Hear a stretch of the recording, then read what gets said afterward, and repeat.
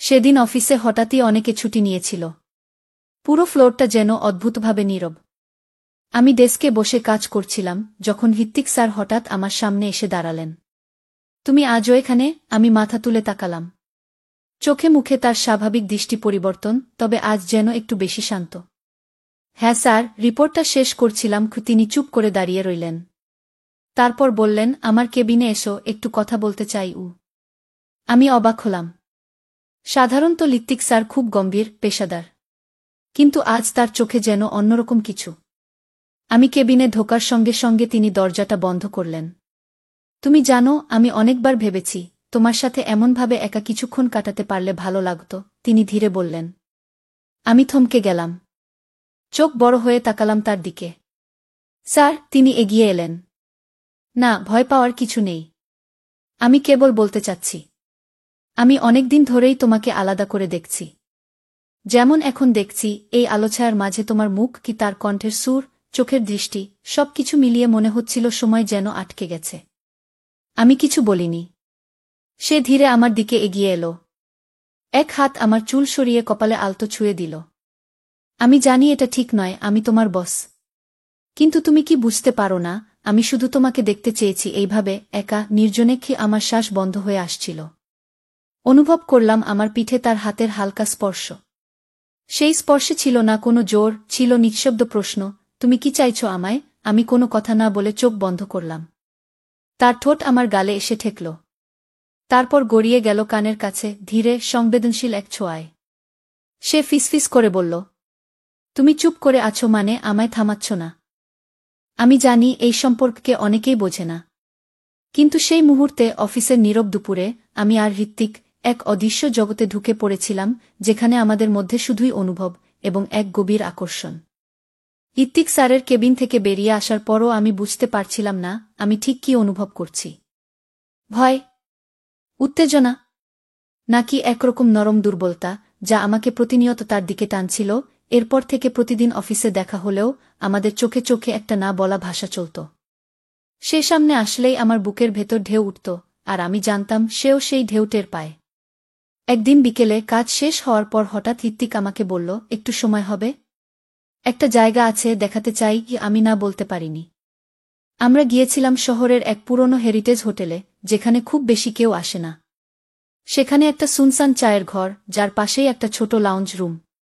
তিনি বললেন, এই জায়গাটা আমার খুব পছন্দ। কারণ এখানে কেউ আসে না, আর আমি চাই তুমি এখানে আমার সাথে একা থাকো। আমি চুপ করে রইলাম। সে আমার হাত ধরল, প্রথমবার পাবলিক প্লেসে, এতটা সাহস নিয়ে। তার চোখে ভয় ছিল না, ছিল শুধু চাওয়া। আমরা লাউঞ্জে বসে কিছুক্ষণ গল্প করলাম। আমার শাড়ির আঁচল থেকে যখন তার আঙুল আমার আঙুলে লেপ্টে এলো, তখন আমার শরীর একবার কেঁপে উঠল। তুমি কাঁপছ? সে ফিসফিস করে জিজ্ঞেস করল। আমি বললাম, এই অনুভবটা আগে কখনো আসেনি। সে আমার খুব কাছে এসে দাঁড়াল। তার হাতে আমার মুখ, চোখে চোখ রেখে বলল, তুমি জানো, আমি প্রতিদিন রাত জেগে তোমার মেসেজগুলোর অপেক্ষায় থাকি। আমি চাই এই সম্পর্ক শুধু গোপন না, গভীরও হোক।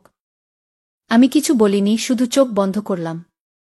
তার ঠোঁট আমার কপালে ছুঁয়ে গেল, তারপর ধীরে গালে, ঘাড়ে নামতে লাগল। প্রতিটি চুম্বনে ছিল এক অদ্ভুত নির্ভরতা, যেন সে বলছে, তুমি নিরাপদ আমার মাঝে। কি সে আমার হাত কোমরে নামিয়ে আনে, ধীরে আমাকে নিজের দিকে টেনে নেয়। আমি নিজের শরীরের স্পন্দন বুঝতে পারছিলাম না। গলা শুকিয়ে গিয়েছিল। একচুল দূরত্বে আমাদের মুখ, নিঃশ্বাস গলে এক হয়ে যাচ্ছে। তারপর এক দীর্ঘ চুম্বন, চোখ বন্ধ, সব শব্দ নিঃশেষ, শুধু শরীরের উত্তাপ ও আবেগ আমাদের জড়িয়ে রাখে। আমরা জানি এ সম্পর্ক দিনে দিনের আলোয় প্রকাশিত হওয়ার মতো নয়। তবুও প্রতি মুহূর্তে আমরা একে অপরের ছায়া হয়ে রই। সে বলল, তুমি আমার অধিকার না হয়েও আমার সবচেয়ে আপন। হোটেলের রুমটা ছোট হলেও আরামদায়ক। জানালার পাশে টেবিলে রাখা ছিল 2 কাপ গরম কফি।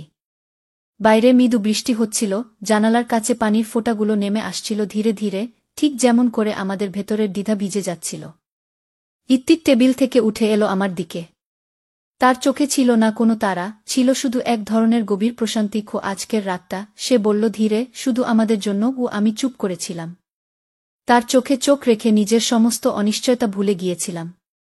সে আমার হাত ধরল, ধীরে কাছে টেনে আনল। তার স্পর্শটা ছিল শান্তির। আমার কাঁধে হাত রেখে সে মাথা নিচু করল, কপালে হালকা একটা চুমু দিল। তারপর গালে, তারপর গলায়, প্রতিটি ছোঁয়া যেন বলে দিচ্ছিল, আমি আছি, আমি তোমার। আমরা পাশাপাশি বসেছিলাম বিছানায়। শব্দহীন এক আরাম ছড়িয়েছিল ঘরে। তার হাত আমার পিঠে নামল, ধীরে ধীরে, আবেগে ভরা। আমি অনুভব করলাম আমার শরীর নিঃশ্বাস নিতে ভুলে যাচ্ছে। তার হাত কোমরের চারপাশে আবৃত করে ফেলল। আমাকে সে ফিসফিস করে বলল, তুমি জানো, তোমাকে ছুতে গিয়ে আমার মনে হয় আমি নিজেকেই খুঁজে পাচ্ছি। আমার ঠোঁট কাঁপছিল, কিন্তু শব্দ বের হচ্ছিল না। আমি শুধু মাথা রাখলাম তার বুকে। হৃদয়ের স্পন্দনে যেন সুর বেজে চলেছিল আমাদের গোপন সম্পর্কের। রাত গভীর হচ্ছিল। আমরা পাশাপাশি শুয়ে রইলাম, কেউ কিছু বলছিল না।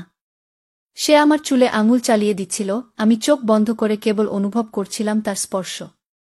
তার ঠোঁট আমার কপাল ছুঁয়ে বলল, এই রাত যদি কোনোদিন ফুরোয় না। আমরা একে অপরকে জড়িয়ে ধরে শুয়ে রইলাম দীর্ঘক্ষণ, শব্দহীন, প্রশ্নহীন, ভয়হীন। এই সম্পর্ক হয়তো দিনের আলোতে বাঁচে না, কিন্তু সেই রাতে, আলোর বাইরে, চুপচাপ বিছানায় জড়িয়ে, আমরা ছিলাম শুধু আমরা। রাতটা যেন শেষ হচ্ছিল না। জানালার ওপারে বৃষ্টির শব্দ মিশে যাচ্ছিল আমাদের নিঃশ্বাসে। ঘরের আলো ছিল নরম, যেন আলো নয়, ছায়া আমাদের জড়িয়েছিল। আমরা পাশাপাশি শুয়েছিলাম, কিন্তু মাঝখানে আর কোনো দূরত্ব ছিল না। ঋত্বিক আমার কাঁধে মুখ রেখে বলল, তুমি জানো, অনেকদিন পর আমি কোনো মানুষকে শুধু ছুঁয়ে থেকে শান্তি পাচ্ছি। তোমার শরীরের উষ্ণতায় আমার সমস্ত ক্লান্তি গলে যাচ্ছে। আমি কোনো উত্তর দিলাম না। শুধু ওর বুকের উপর হাত রাখলাম, ধীরে, বুঝে না বুঝে। তার আঙুল আমার পিঠে নেমে এলো, হালকা ছোঁয়ায় যেন শব্দহীন ভাষা বলছিল, তুমি আছো, আমি আছি, এখন কেবল আমাদের সময়। আমরা একে অপরকে গভীরভাবে অনুভব করছিলাম, চোখের স্পর্শে, ঠোঁটের নীরবতায়, আঙুলের ধীরে চলায়। ঋত্বিক বলল, আমি আজ শুধু তোমাকে অনুভব করতে চাই, সময়, ঘড়ি, সমাজ, কিছু না ভেবে। এই বিছানায়, এই আলোয়, এই মুহূর্তে তুমি কেবল তুমি। আর আমি কেবল তোমার। আমি ধীরে তার মুখের কাছে এগিয়ে গিয়ে চোখে চোখ রাখলাম। আমাদের চুম্বন এবার ধীরে হলেও দীর্ঘ ছিল। একটানা, গভীর, স্পন্দনে পরিপূর্ণ। তার হাত আমার গলা ছুঁয়ে নিচে নামছিল ধীরে, কোমরের চারপাশে জড়িয়ে ধরছিল। আমি একবার শ্বাস ফেললাম, হালকা কিন্তু গা। শরীর আর মন যেন একসাথে কথা বলছিল। আমরা শুয়েছিলাম অনেকক্ষণ, কখনো কথা বলছিলাম, কখনো শুধু চোখে চোখ রেখে নিঃশব্দে বোঝাচ্ছিলাম, এই সম্পর্কটা কেবল শরীরের নয়, আত্মারও।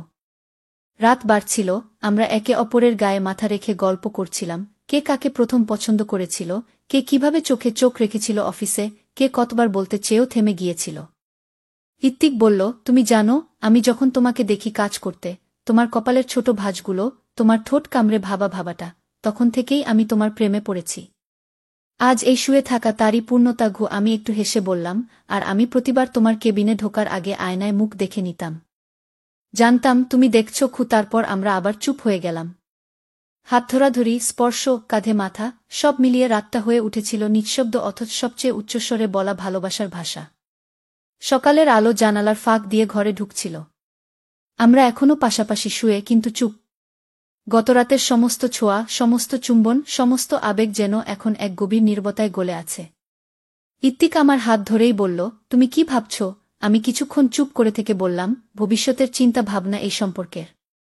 আমাদের উষে ধীরে উঠে বসল। আমি তার চোখে দেখলাম একরাশ ভ্রুক্ষেপ, কিন্তু ভয় নয়। আমাদের সম্পর্কটা এখন শুধু একান্ত মুহূর্তে সীমাবদ্ধ নেই। আমি বললাম, আমি ভাবছি, যদি এই ভালোবাসা থেকে নতুন জীবন তৈরি হয়। ঋত্বিক গভীরভাবে তাকিয়ে রইল।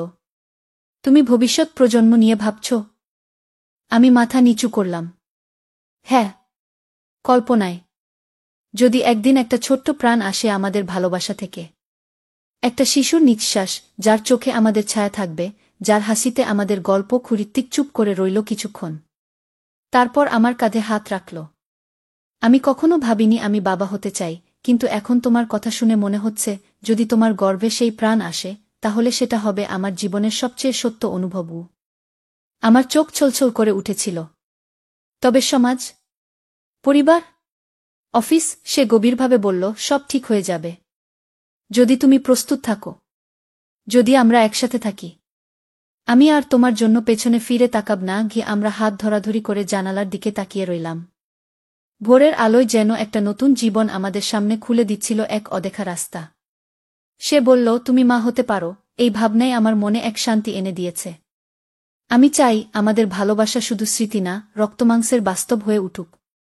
একটা ছোট্ট প্রাণ হোক আমাদের ভবিষ্যতের শুরু কি আমরা চুপ করেছিলাম কিছুক্ষণ কেবল হৃদয়ের ধ্বনি শুনছিলাম সেদিন সন্ধ্যার পর থেকেই আমার ভেতরটা অস্থির লাগছিল জানি না কেন কিন্তু হৃদয় বলছিল আজকের রাতটা আর 5টা রাতের মতো হবে না ইত্তিক আমাকে বলেছিল আজ কিছু বলার নেই শুধু অনুভব করার হোটেলের ঘরটা ছিল নীরব পরিচিত কিন্তু আমাদের মধ্যে যেন নতুন এক মানসিক বন্ধন তৈরি হয়ে গিয়েছিল পূর্বের চেনা আবেগের বাইরে আমরা পাশাপাশি বসেছিলাম কথাবার্তার চেয়ে চোখে চোখে অনুভব হচ্ছিল অনেক বেশি কিছু সে আমার মুখ ছুঁয়ে বলল আজ আমি তোমায় শুধু ছুব না আমি চাই তুমি আমার ভবিষ্যৎ বয়ে নাও এই কথাটা আমার শরীরের ভেতরে কাঁপন তুলে দিয়েছিল সে আমার কপালে চোখে গালে চুম্বন করছিল ধীরে ধীরে তার হাত আমার কোমর ঘিরে শক্ত করে ধরল কিন্তু তাতে ছিল না কোনো তাড়াহুড়ো ছিল শুধু এক গভীর চাওয়া রাতটা নিঃশব্দে কেটে গেল চুম্বন ছোঁয়া নিঃশ্বাস সব মিলিয়ে এক নীরব ভালোবাসার বাঁধনে